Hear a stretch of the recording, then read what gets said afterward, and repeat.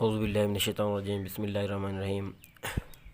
आज हम इस चैप्टर का एक बहुत ही इंपॉर्टेंट टॉपिक डिस्कस करने जा रहे हैं जिसका नाम है बॉयल्स लॉ। सबसे पहले अगर इस इंट्रोडक्शन में देखा जाए तो 17वीं सदी में एक साइंटिस्ट थे जिसका नाम था बॉयल्स। उन्होंने सबसे पहले इस लॉ को मुतारफ़ करवाया।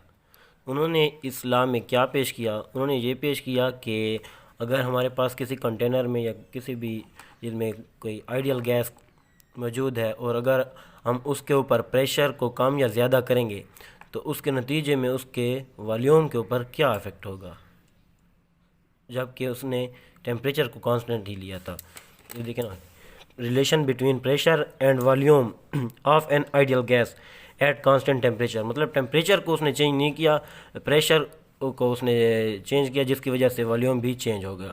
उसने कहा कि ये जो रिलेशनशिप है, ये रिलेशनशिप कौन सा रिलेशनशिप है?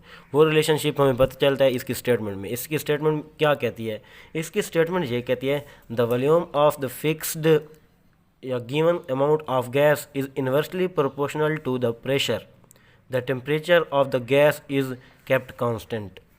अभी यहाँ पे तीन मेन बातें हैं। एक बात तो ये है कि प्रेशर और वॉल्यूम का इन्वर्स रिलेशन है, मतलब एक चीज़ ज़्यादा होगी तो दूसरी चीज़ कम होगी। अगर प्रेशर को हम ज़्यादा करते हैं तो इसका वॉल्यूम कम होता है, और अगर प्रेशर को हम कम करते हैं तो वॉल्यूम उसका ज़्यादा होता है।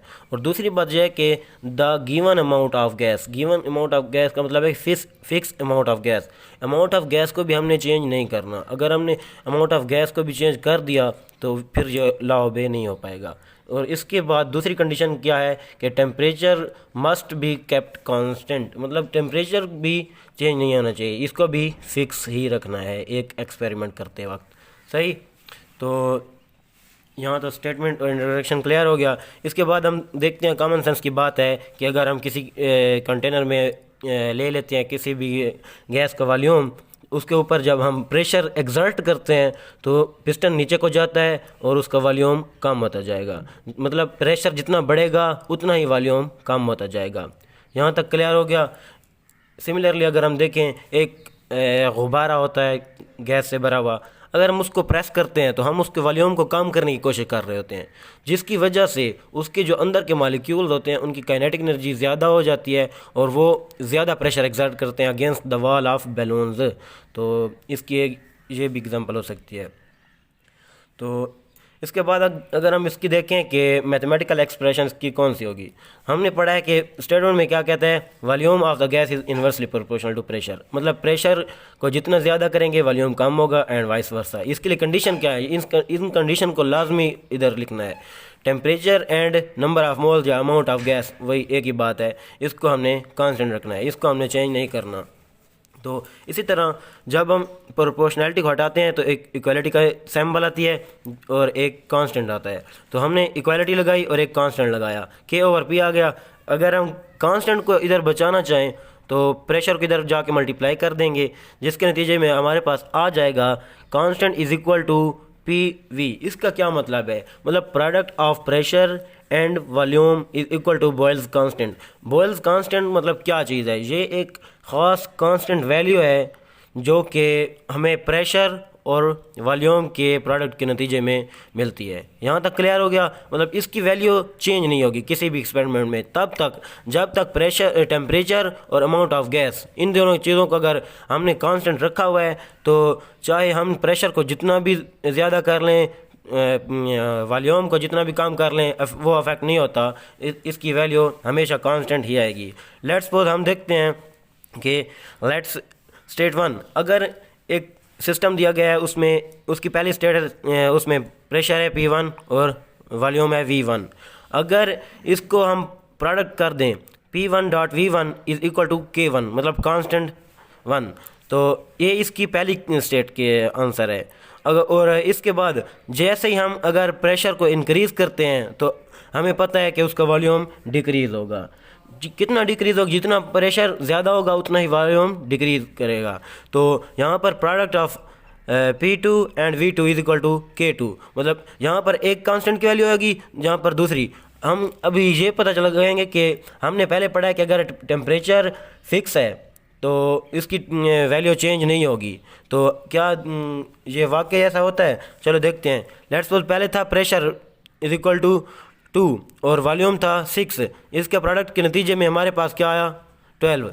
और अगर हम प्रेशर को डबल कर देते हैं, मतलब 4 हो गया इधर, तो ऑटोमेटिकली इसका वॉल्यूम क्या हो जाएगा? हाफ हो जाएगा, जिसके नतीजे में आंसर क्या आएगा? कांस्टेंट। तो इससे क्या मतलब हमें ये पता चला कि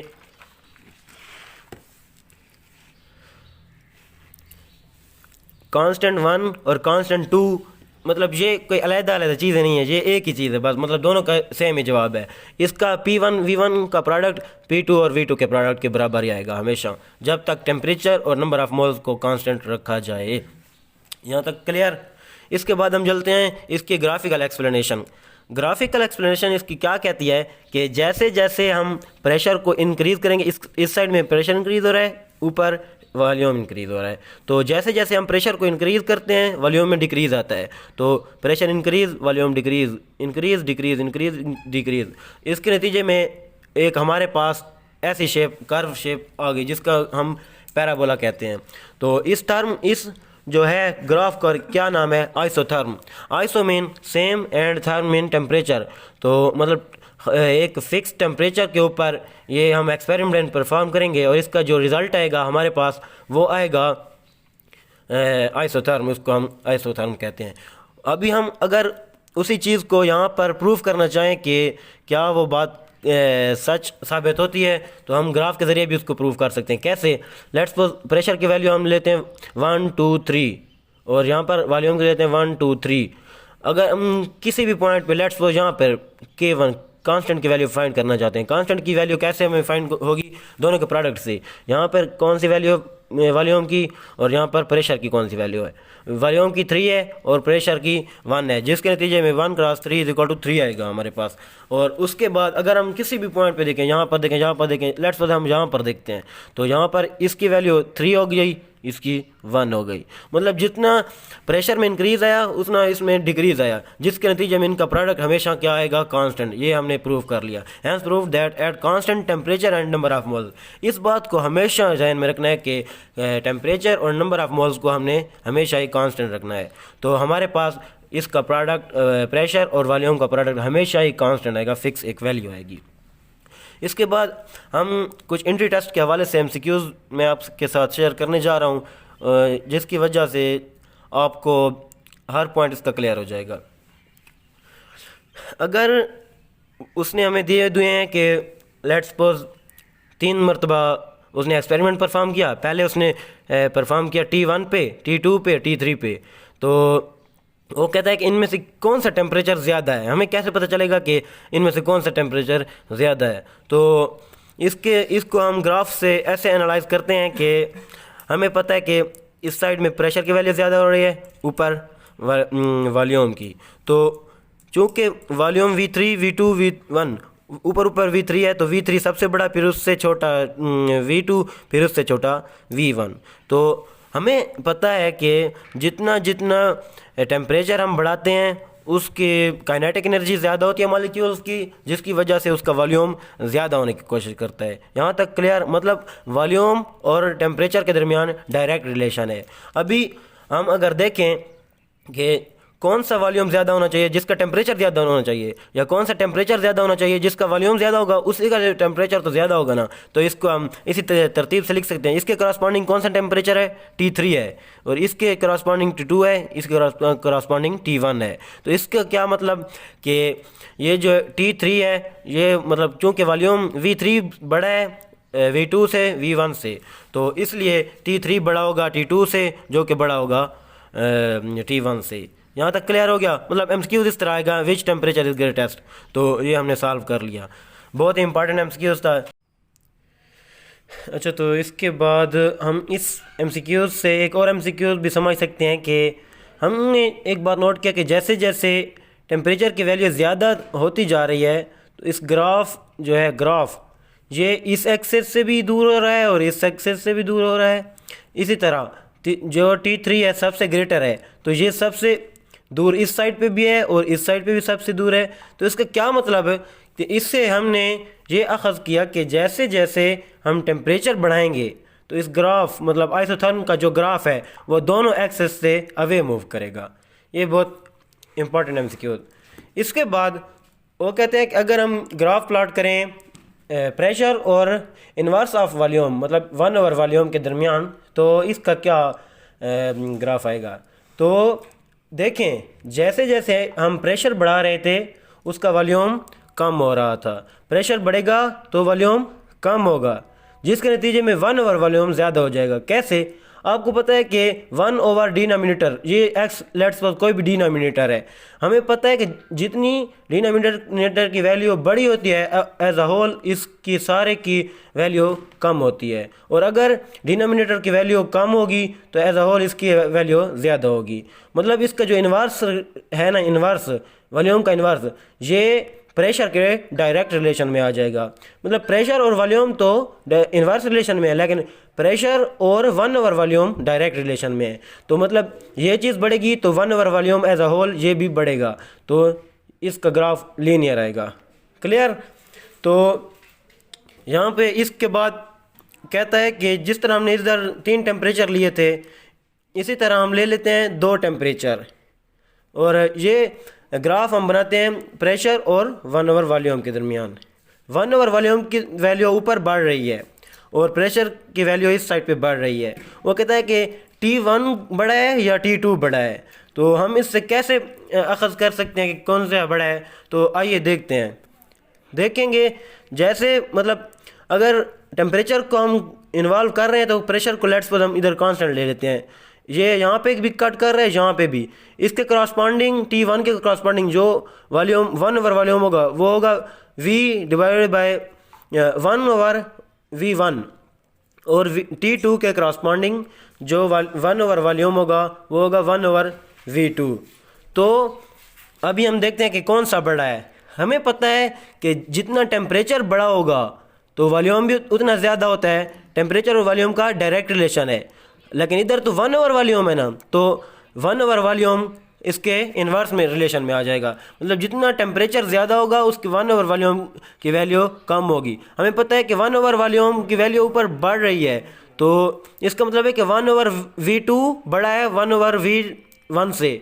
तो इसके करस्पॉन्डिंग जो टेम्परेचर होगा चूँकि इन्वर्स रिलेशन में है, तो तो T1 जो होगा ना वो बड़ा होगा बनिस्बत T2 के।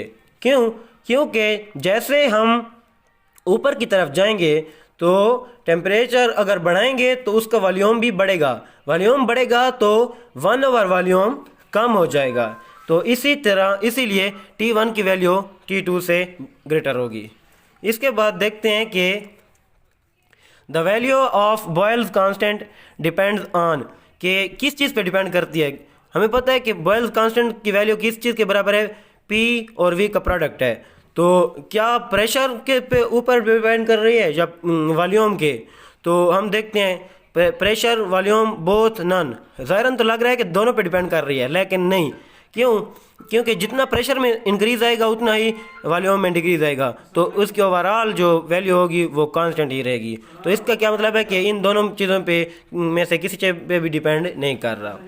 इसके बाद एक और MCQs, बहुत ही इंपॉर्टेंट MCQs, कि the value of K depends on which. तो यहाँ पर टेम्परेचर का ऑप्शन भी है, number of moles, both and none.